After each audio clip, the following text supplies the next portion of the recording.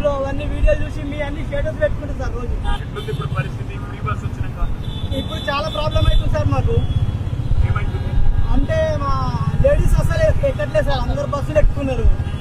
దానివల్ల మాకు చాలా ఇబ్బంది అవుతుంది సార్. ఇది మరి వాళ్ళు ఏదో ప్రామిస్ చేశారు కదా, ఏం చేస్తామని చేస్తున్నారు, ఏం చేస్తలేరు సార్. ఇప్పుడు చాలా ఇబ్బంది అవుతుంది. చాలా మంది ఆటో డ్రైవర్లు కూడా సార్ నమ్మి ఓటేసింది కదా.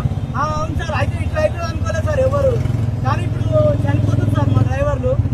ఒకప్పుడు రైతులు చనిపోతుండే, ఇప్పుడు ఆటో డ్రైవర్లు చనిపోతుంది సార్. పేపర్లో చూసినా.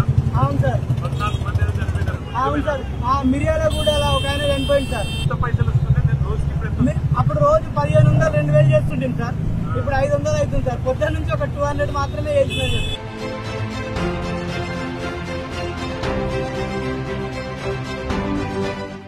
మరి ఏం డిమాండ్ చేయాలా ప్రభుత్వాన్ని, ఏం అడగాల మీరే చెప్పాలి సార్. నా ఆలోచన ప్రకారం అయితే రోజు మేము 2000 సంపాదించుకుంటాం కదా సార్.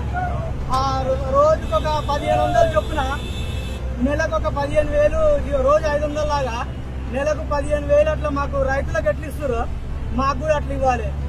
ఎంతమంది ఉన్నారు ఆటో డ్రైవర్లు హైదరాబాద్ లో? తెలంగాణ మొత్తం 6 లక్షల మంది ఉంటారంట సార్. మీ మూటకొండూరులో ఎంతమంది ఉంటారు చెప్పిన? మూటకొండూరులో అయితే ఒక 1500 మంది ఉంటారు సార్ మండలం మొత్తం మీద. 1500. ఎంత దాకా చదువుకున్నారు?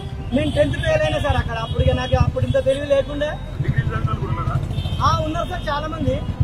కేసీఆర్ సార్ వచ్చిన తర్వాత ఫస్ట్ టైం ట్యాక్సీ మాఫీ చేసారు కదా సార్. అప్పటి నుంచి ఆటోలు మంచి హ్యాపీగా ఉన్నాం సార్. సార్ ఇప్పుడు మన సార్ ఎట్లున్నారు సార్? పెద్ద సార్ బాగున్నారు సార్. నిన్న టీవీలో చూసిన సార్ నేను. ఒక 3-4 వారాలు పడుతుంది సార్. చెప్పండి సార్ మా గురించి, మా ఇబ్బందులన్నీ. సార్ టీవీలో చూస్తుండొచ్చు కానీ మీరు చెప్పండి సార్ కొంచెం. తప్పకుండా మేమందరం కూడా గట్టి కొట్లాడతాం.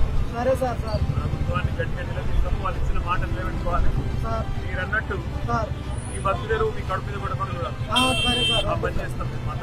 Okay sir. పిల్లలకు కూడా అలో చెప్పు, ఎప్పుడన్నా సార్ తీసుకొస్తా అంటే చెప్పు, నేను కలుస్తాను. చాలా హ్యాపీగా ఉంది సార్.